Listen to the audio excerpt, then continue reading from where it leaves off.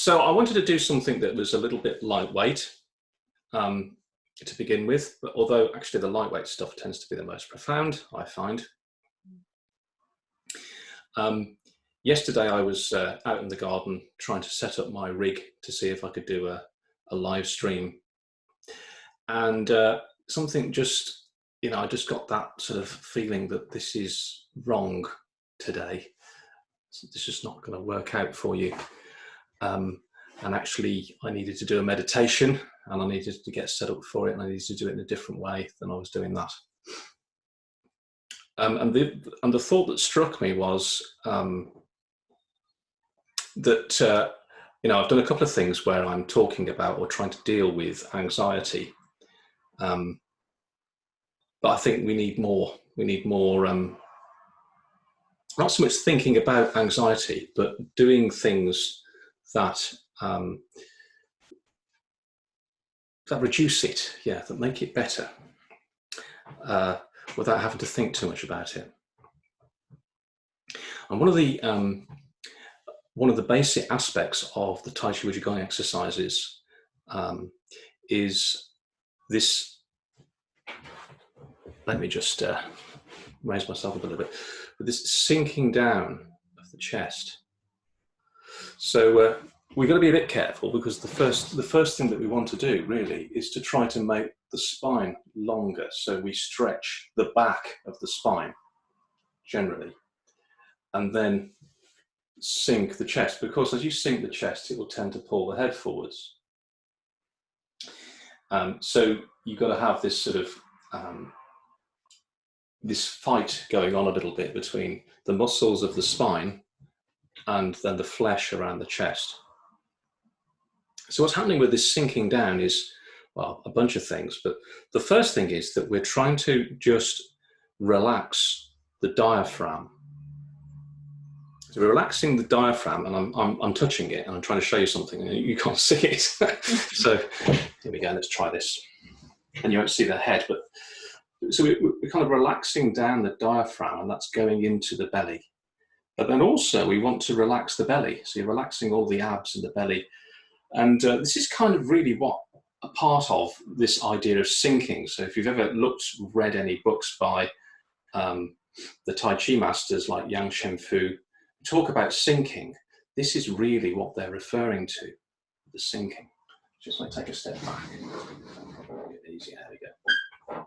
That's what they're referring to, is this sinking down here. But there's also a sinking down in the legs. So you have this strong structure in the feet, making a damn good connection with the ground, and keep that. But you soften the knees, the ankles, and the hips, and stretch the back of the spine and sink down the chest. So the diaphragm moves into the belly, and then the belly relaxes, and all of this area here relaxes. And the reason you relax it is because you want to let your belly do its thing, what we call spontaneous movement, which will come, but it will only come if you relax this part of the body. So there we are. We hear this term relax, and people say, oh yes, Tai Chi and Qigong-based meditation is all about relaxation, but actually it's a special kind of relaxation. In the interpretation in Chinese, it's not special, it's a thing, but we don't have a word for it. It's not just relaxing, it's also stretching, which hopefully you've done some of before joining today's session, because I don't have a lot of room to demonstrate that kind of stuff here, although I think I could probably get away with it. So that's about actually opening the heart and activating the lower dantian. That's where the spontaneous movement will come from, is the lower dantian. That's the thing that will start to move all of its own accord. The other thing that we're doing is, hang on a sec, let me just, there we go. The other thing that we're doing is we're working the front channel when we do this, from around about here down. Now the front channel starts in the tip of the tongue, and it basically flows through the tongue, and then, well, you name it, it kind of goes through a whole bunch of stuff. But down the front of the body, and if you do a meditation on this, which we're about to do, you will be able to, he says, there's a suggestion there, you'll be able to follow this route down the front of the body, through the linea alba, through the front of the belly, and then it kind of curves in below the navel and joins the central channel of Dantian. We can actually make this begin in the head. So we can actually use the tail end of the back channel. So the back channel comes through the spine, over the top of the head, actually underneath the skull, but around the top of the head, and then down the nasal cavity, into the gums, and then just behind the teeth, it kind of ends. It's sort of a lot of stuff going on there. Whereabouts it ends, I couldn't say, but you can join it with your tongue. You've kind of got a little ridge there behind the teeth that kind of runs backwards. And if you touch your tongue against that, then you're basically touching or pressing the beginning of the front channel, or the end, depending on which way you look at it, with the beginning or the end of the back channel, again, depending on which way you look at it. So we can start with this tail end of the front of the back channel from the head. Why would we want to do this? Excuse me, I'm going to have a quick drink.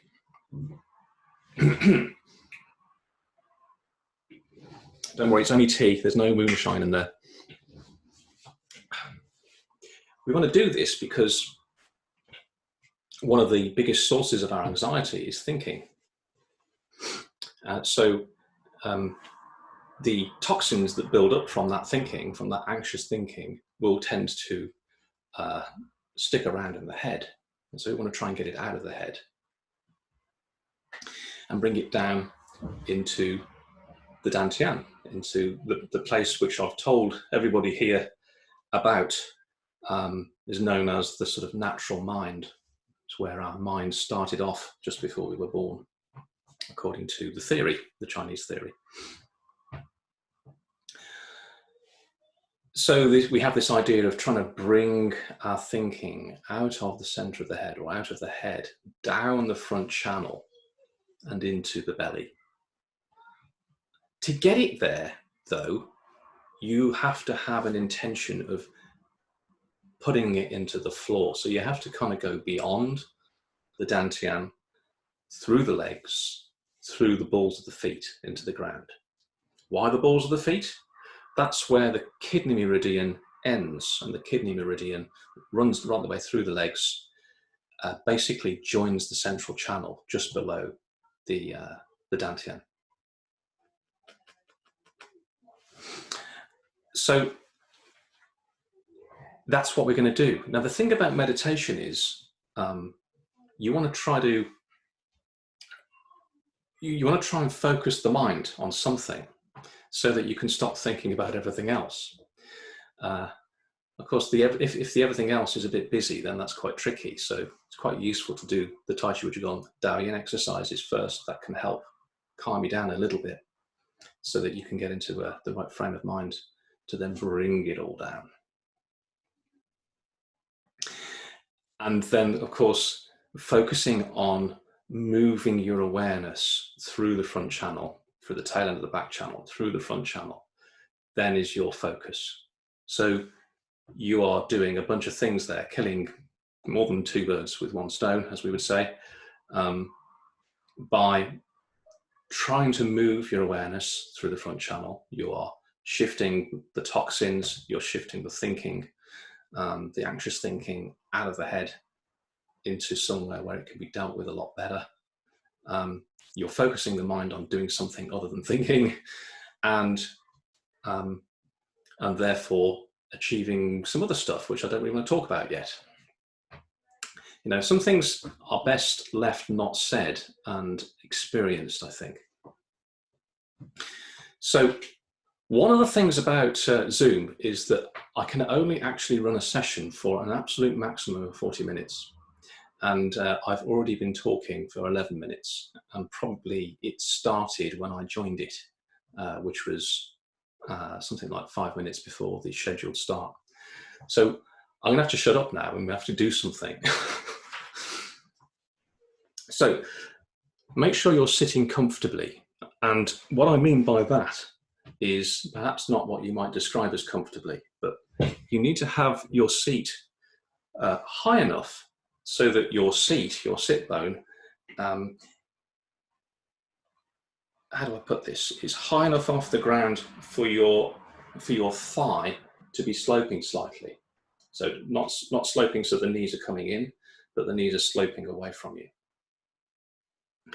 You want to have the sit bone taking around about 30 to 40% of your weight, maybe a bit more, depending on how strong your legs are. But you want to have a good proportion of your weight distributed across your feet as well. So you're a bit like a tripod. And this stuff I don't think is anything that's unfamiliar to you.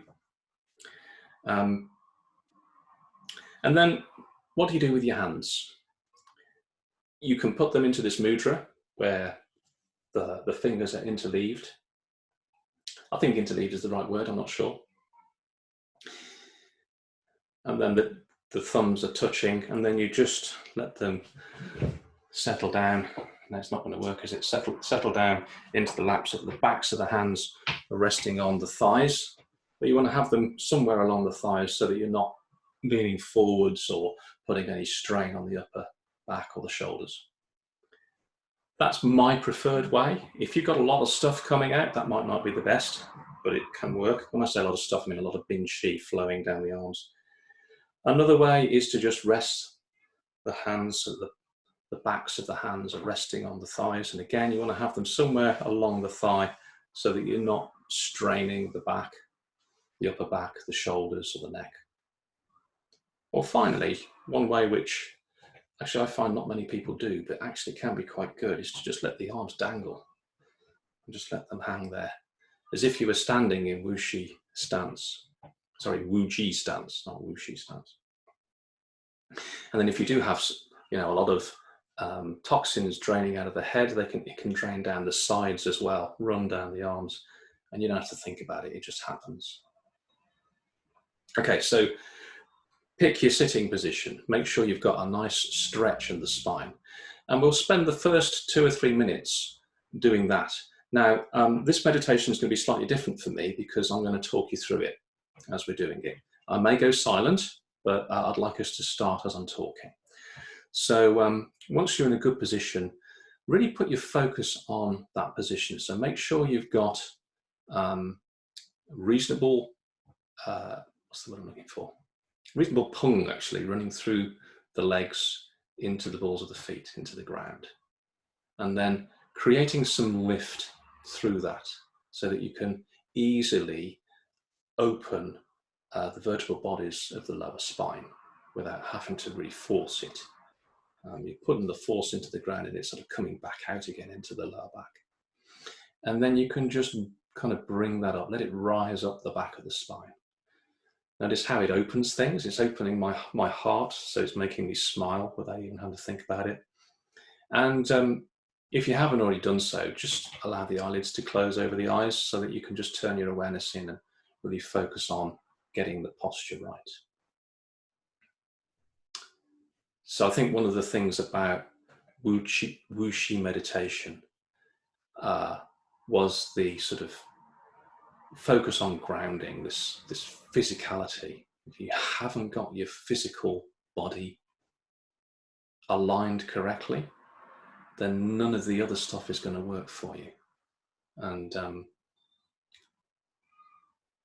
even if you don't get as far as doing any of the other stuff, if you're working on getting the body sorted out, then that's going to be really beneficial for you. So it's good to spend a few minutes just focusing in on getting that nice sitting posture.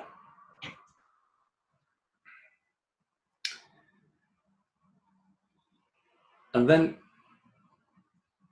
rather than letting your mind wander off, it's time to start thinking about moving the awareness down out of the head, through the tip of the tongue, down the front of the body. And we're going to do this with the breath. We're going to make the breath move. It's the breath and the awareness move together. So you breathe in quite quickly, and you don't really do anything other than breathe in. There's no thought process to that, other than to bringing the awareness into the center of the head. So as you're breathing in, you just bring the awareness into the center of the head, into a point in the center of the head. And then on the out breath, you send it forwards and down the nose. And I think to start off with, we'll just do that. So we just breathe in and then slowly breathe out gently through the nose and try and move the awareness through the nasal cavity and out the nostrils. We'll try that for a few breaths.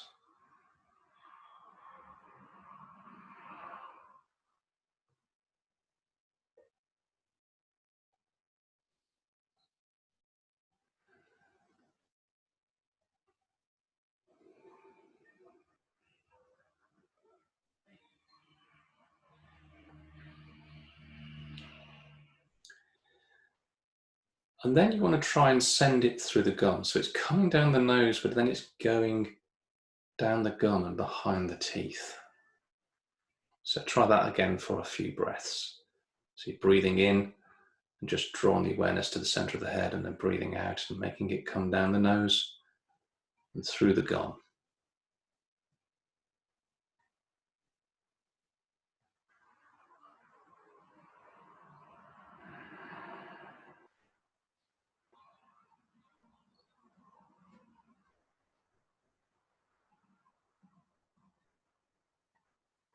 And then just touching the tip of the tongue on the gum and seeing how far you can get it to travel without having to think about it too much. So you're just breathing in again into the center of the head and breathing out, focusing on getting it down the nose and into the gum, and then just seeing how far it goes down the tongue. I find the tongue's a bit of a super highway for me, and it just travels down there. It may or may not work for you, I don't know quite so well.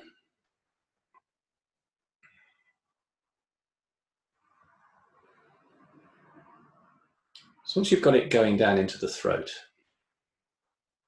then it's time to start softening the chest. So as you're breathing out, you just let the chest soften, and it's almost like everything's just falling away, moving down the front of the body. Keep the pelvic floor lifted up.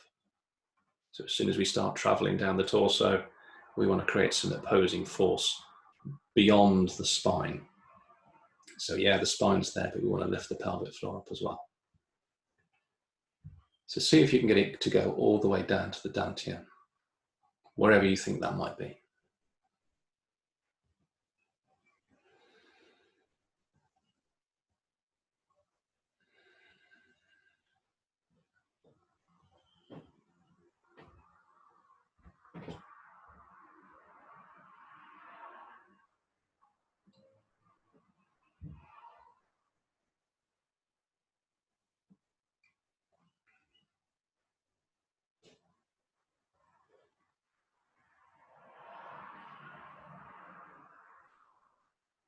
So the final piece to this jigsaw puzzle is going beyond the dantian and trying to breathe it through the pelvis, through the hips, and down the legs into the balls of the feet. So everything that you were doing, but going beyond the dantian and going down the legs and into the feet.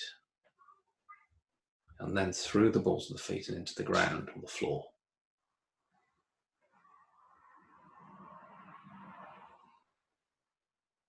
It's really important to soften the chest.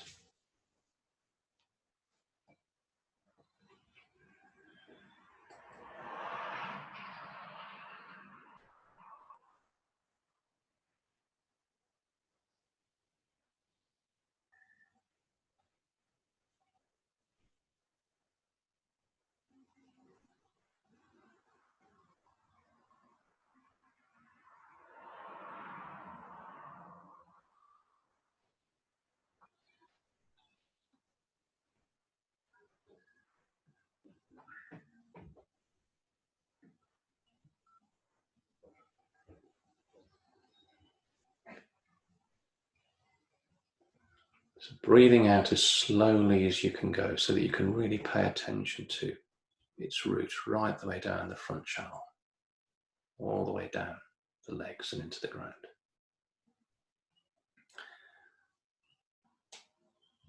So I'm going to let you sit with that for a while. I'm going to mute my microphone so I can't disturb you. And I'll come back when it's time for us to come back. So keep going, doing well.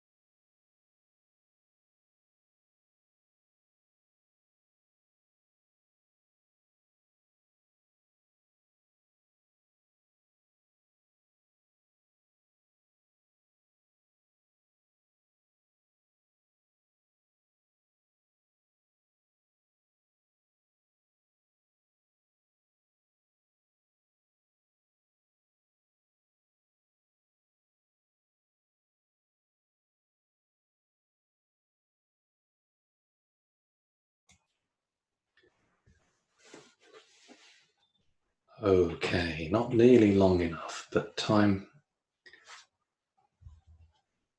to bring yourself back to the here and now. In your own time, just allowing the eyelids to open very, very gently.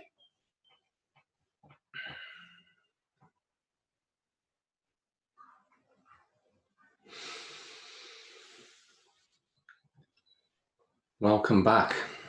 Now, what I'm going to do is I'm going to close off this session, turn the recording off, and then have a little chat with you, if you don't mind. So the formalities first. That meditation is actually quite tricky, I think. And I often thought of it as being quite basic, but actually it's a really, well, profound is the word that's springing to mind, but that's not the word that I was looking for. So I'll say it's profound, but it's really interesting what's going on because you're focusing on moving everything out through the front channel. So you're opening the front channel, which for most Westerners is very closed up. What you're creating is emptiness in the central channel. And that's the whole point of, that's what we mean when we say open the central channel, is we're actually making it empty. Because we're moving stuff through the front channel and actually through the back channel as well, because we're stretching the spine up. And there's a natural movement through the back channel, and then we bring it down the front channel. And by doing that, we're opening the central channel. And it's very common to find a sense of peace through doing this, because the central channel becomes empty and we're shifting all of the, I don't want to say war, but the non-peace that's in the head through the front channel. So there we are. Something to try when you remember it. So thank you for joining this experimental session. I wanted to see what Zoom would be like as compared to YouTube. And I'm going to stop recording now. So bye-bye to those people who are watching the recording.